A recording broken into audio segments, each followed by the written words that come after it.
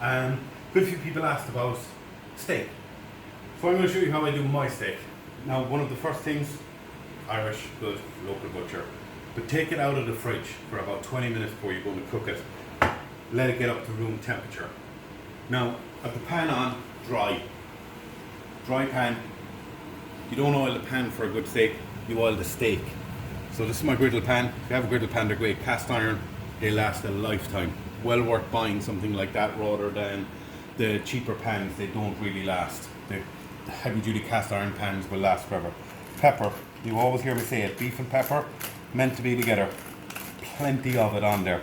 You gotta remember, you're going to lose half of your seasoning the minute it hits the pan. Sea salt, good crust of it on, turn it, same. Just said, half of this is going to come off when it hits the pan. Anyway, lots of pepper on again.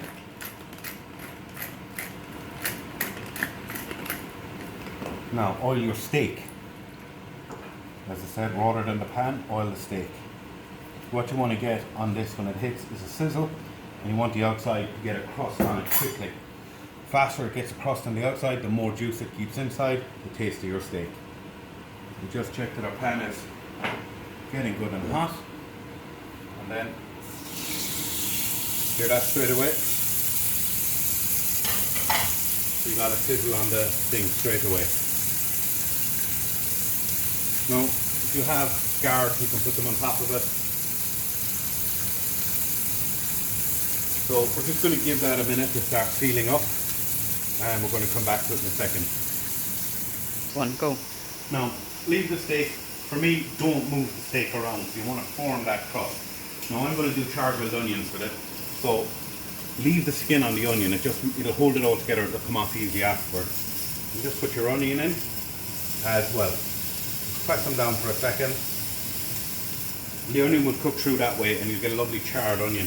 You basically want it to get to the point where on the outside it looks burnt.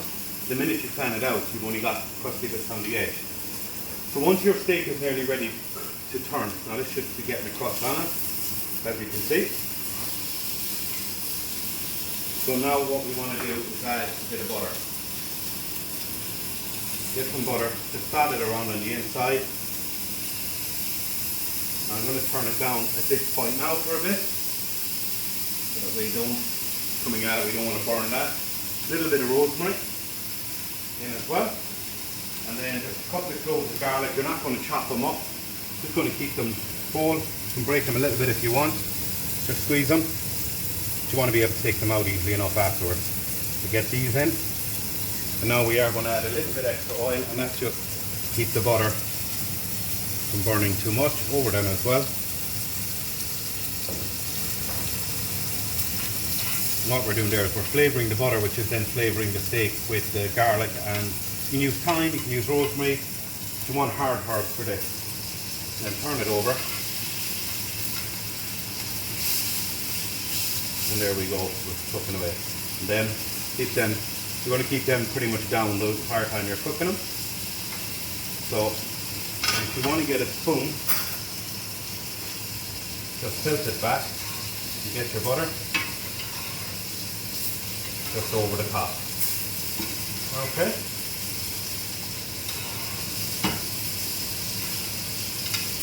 As you can see there, your garlic now and your rosemary is going to be infusing that butter in oil with your cooking your steak. Then you're going to get that over the top. Char your onions. And in the meantime, what I have done, into the oven I put some portobello mushrooms. When I left them whole, I just pulled out the inside. I put some herbs and butter and garlic, salt and pepper, and I just baked them. Butter and saute, just for a change. So that's then going to be served with this and my roasted onions. Getting a lovely smell now of the garlic and the herbs coming up off of the steak, or well off of the oil. You're just going to baste your steak with that. As you can see, for me, I don't move the steak around at all. I just leave it in the one spot. Others prefer to move it around. You know, different chefs will have different ways of doing them. None of them are wrong. As long as you're getting a good steak, it's not wrong. So, all of that around the plate. You can see from there now, getting, see you can see there now what I'm talking about is once you pull off the thing on the outside, inside in it will be perfect. It'll only be the edges which are actually lovely then to give it crispiness. So gonna do that as well to them. Get all that flavour going down through the onion over the steak. Now if you like your steak medium, I would just take it out and finish it in the oven rather than on here.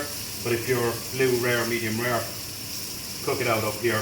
So this one is already heading around the rare mark, which is pretty much for me, I'm done. If you like it more, if you're going to go well done, we're not talking anymore, we're not friends.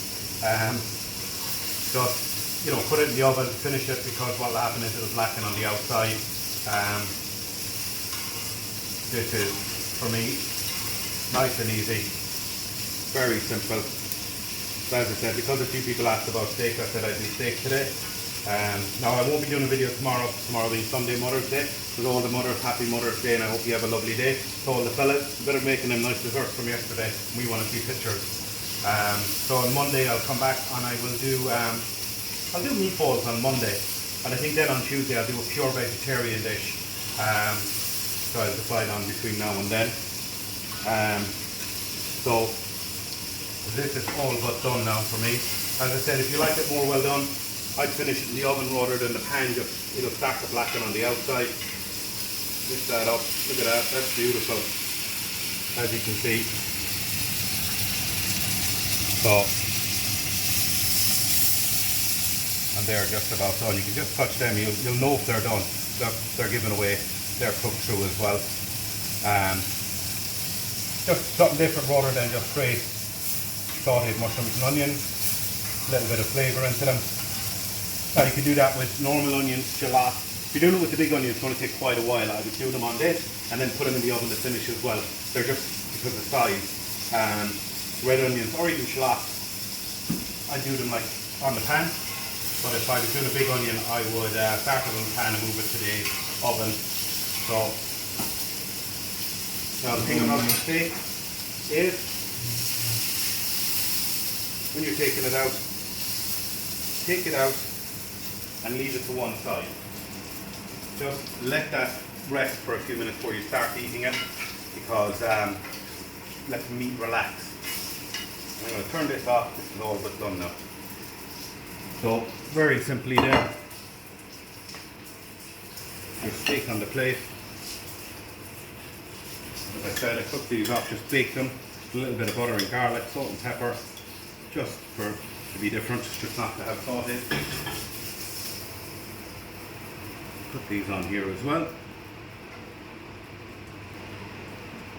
Now, it's just a different way, rather than, as I said, with just always sauteed mushrooms, onions, a little bit of baked portobello, some charred red onion, and how I cook my steak, which is what I was asked about. So that's today's one. As I said, on Monday, I won't do one tomorrow. On Monday I will do a meatball, and on Tuesday we'll do something vegetarian for just something nice. And thanks to everybody for tuning in. Thanks for the pictures that are coming and all the comments. I'm glad you're enjoying them.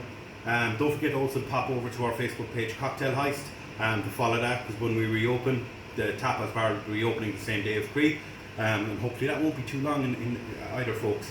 So talk to you soon. Enjoy.